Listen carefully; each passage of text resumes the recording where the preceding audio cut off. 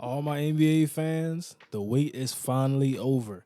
We're back talking about some basketball, and we had a really good game last night between the Los Angeles Lakers and the Denver Nuggets. Now, I watched this game about 2 to 3 times. I was just watching it over and over, trying to get a feel because I know a lot of people want me to come out here and say LeBron's old, turned over the basketball, missed the layup in the clutch. Everybody wants that to be the narrative, but the truth of it is, this game was a very close one, and it was close all throughout until Jamal Murray had his superstar appearance. But I think overall, there's a lot of things we can take from this game. And for the Lakers, your mindset has to be, we played a very good ball game.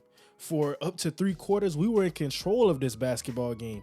And now looking at the fourth quarter, if Jamal Murray doesn't have an outer body performance, we probably win this game.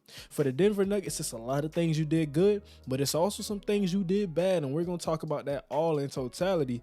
But first, I want to start off with the Lakers.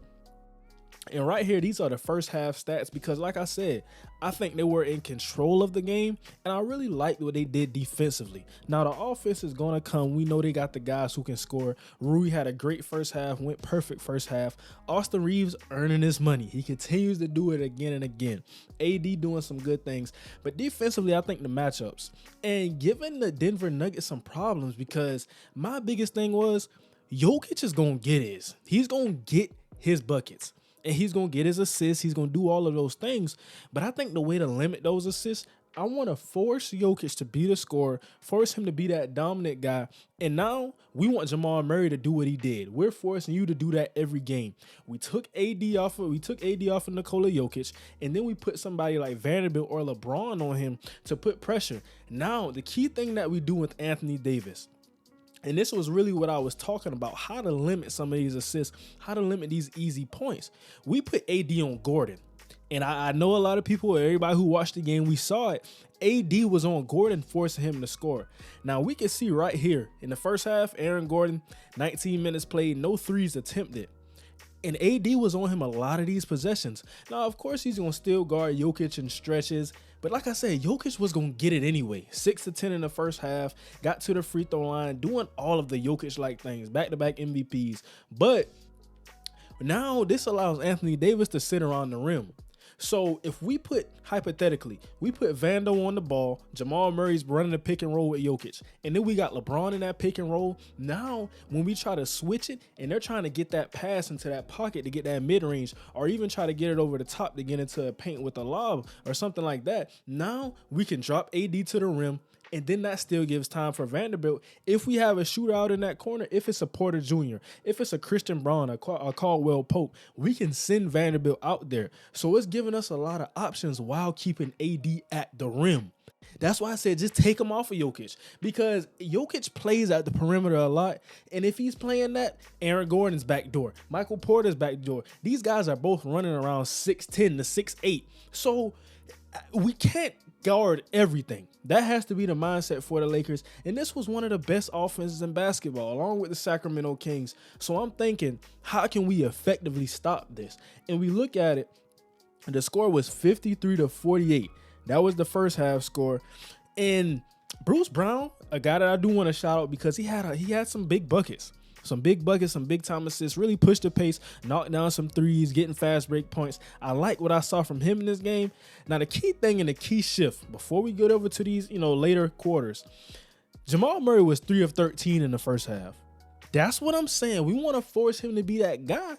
And up to this point, it was a good plan. He was 2 or 8 from the 3, 2 or 2 from the line. But we're looking at his points, 10 points, a 2+-. Didn't turn over the ball a lot, but still, this is what we wanted to do. Jokic with 16 points, he's leading the way. That's what we're willing to give up. And who's going to come along? We don't see 5 points, 6 points, 5 points, 4 points, and 2 points. That's kind of the scenario that we want to see.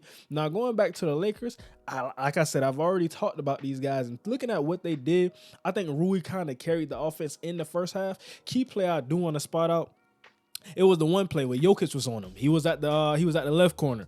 LeBron coming up the court. He's calling for the screen, but he's not really calling for the screen. They're on the same page with this type of thing. And then Jokic, he doesn't have the foot speed to guard that backdoor cut. So Rui's going to come up, act like he's setting the screen, but he's never going to fully commit to coming to set this screen. Backdoor cut, alley. That was a highlight of the first half. And then Austin Reeves. I mean, I really like Austin Reeves, and hopefully he gets paid. Hopefully it's with the Lakers. You know, you can't let a player like this out the door, but maybe he is a piece that gets moved on from to add another star.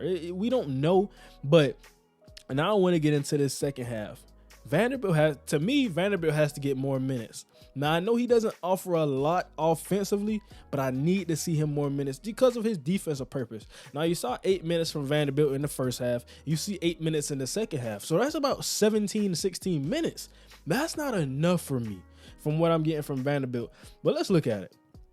And actually, instead of doing second half, let's look at this third quarter because it's still a nip and tuck ball game. Now, the Lakers were up by 5 going into the third. They were up by 5 going into the third, and they lost the third quarter by 2 points. So now you're up by 3 going into the fourth quarter. This is where we want to be. This is a good spot for the Lakers. And still, looking at the points, Jokic leading the team in points. This is kind of what we have to give up, and we're okay with this. Now, Michael Porter Jr., he's going to shoot everything. He comes off screens, and it was the one fading 3 he had to the left corner with nobody closed out on him. He's fading a 3 in the left corner, all net. Catching the ball off of an off-ball screen, all net. He's letting it fly every time. So, I mean, he has to be a point of emphasis, but he's also big. And that's why I say with the cutting, and you have to get somebody on him because Gordon and Porter, shooters and cutters. Now, Gordon isn't shooting the ball particularly well right now, but I think he's going to work on that. I saw him attempt a couple threes, and they missed. But still, if he starts hitting the 3, this puts the Lakers in a really bad situation, which you can expect. Now, looking at these stats, there's nothing too special from anybody. You got key contributions from everybody in this third quarter. Looking at the Lakers, key contributions from your guys. Now, what I really want to get into, and this is where the game changed. Nip and tuck ball game, guys going at it. This fourth quarter got ugly. And I thought AD had a really good fourth quarter. You only see 6 points, but I thought defensively made some good plays. Got to the line one time. Looked good in the fourth quarter. Now, a lot of people are going to get on AD for that corner 3. Over there in the right corner where he missed it, I believe they were down by 3 or 4. People are going to get on him for that. Why does he shoot the 3 in that situation? Got to understand. He just previously made a 3 with Nikola Jokic closing out on him. So he doesn't attempt a lot of threes. That's not his game per se, but he can knock down a 3. I feel good about the shot that he took, even though he missed it. Now, we're going to get to LeBron. Because it's hard to get on LeBron. It really is, but I don't think LeBron had a good fourth quarter. Looking at it, he attempts some early threes, and I think it was probably 2 or 3 possessions in between each other. He just came up and pulled threes on the left wing like he usually does, and it's 16 seconds left in the shot clock. It's 18 seconds left in the shot clock. Now, you're probably going to say, who am I to critique LeBron? But we all saw it. We saw the layup where he got the steal on the inbound, and I think the Nuggets, that's how you lose a basketball game, because you should have called a timeout right there, and then you didn't. LeBron sneaks out. Jamal Murray tries to get it to Jokic. He comes and steals the ball. Now, he scores that. You in a real heap of trouble. He didn't score it, though, so you felt pretty good about that, but still. And then, of course, everybody knows Bruce Brown rips him, ends the game effectively, but 23 points. Now, the Lakers scored 24 points. Jamal Murray scored 23 points. So we understand this is a close game, and I said they were up by 3 going into this fourth quarter. So this is where the game changed. This is where everything went bad. And I'm going to be the first one to say it. Jamal Murray got to the line, and that was fine and dandy. 4 or 5 from 3. Now, we had AD closing out on threes. We had LeBron closing out on threes. It wasn't because they weren't defending Jamal Murray. But like I said, an outer body superstar appearance, when you get going like this, nobody can stop you effectively. They can make you uncomfortable and all of those things, and it sounds nice and it sounds like a good defensive game plan. He was hitting contested shots. Michael Porter, he was hitting contested threes. Hand in the face, he's still knocking it down. And like I said, he's going to shoot it. Michael Porter's never hesitating. Like everybody makes the joke, the ball stops here. The ball stops here, and he's letting it fly from 3. But Bruce Brown, like I said, had a big time three, but Jamal Murray was that guy. And like I said, you want to force take AD off of Jokic. Now he guarded like Jokic a lot in the fourth quarter, but overall, when I talk about taking AD off of Jokic, force Jamal Murray to be that primary scorer, and he was doing that up to that point, but still, he was not shooting the ball well. And then once the shot started to fall, the game plan kind of fell apart. Now, how many times, how many fourth quarters or games in general can he go like this? I mean, I think he had about, just to check right here, had 30 plus. How many games would Jamal Murray give you 37?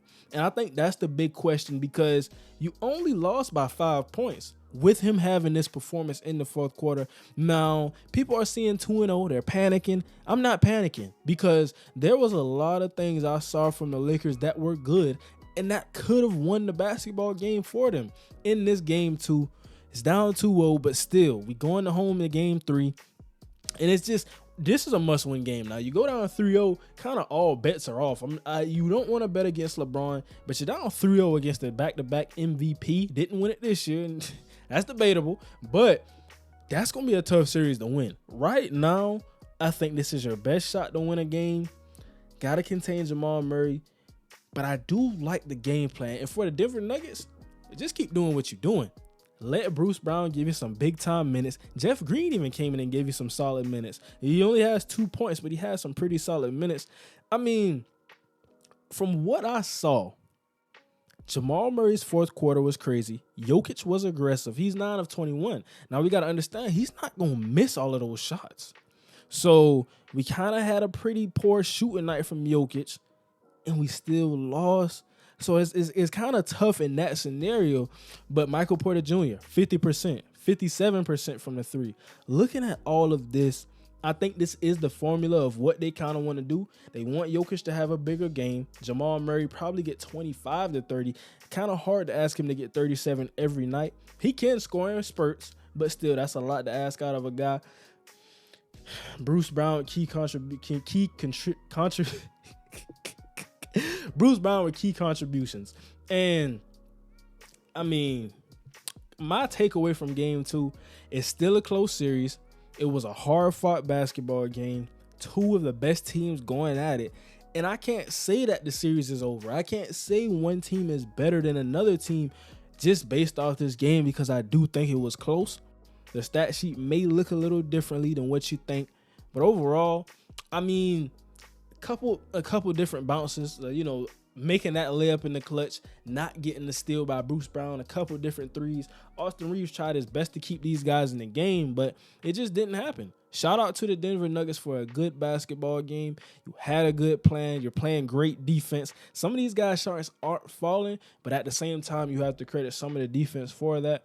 I like this series. I'm coming back with game 3 analysis, but this is how I feel about game 2.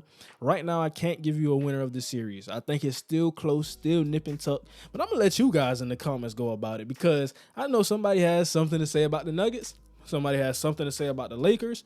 Who do you think wins this series? I'm going to leave you with that thought, and I'm going to challenge you that to let me know. Let's have a debate in the comments about who will win this series and why they'll win this series. Let me know that. That's going to do it for today, and thank you for watching. Subscribe for more content, and now we out.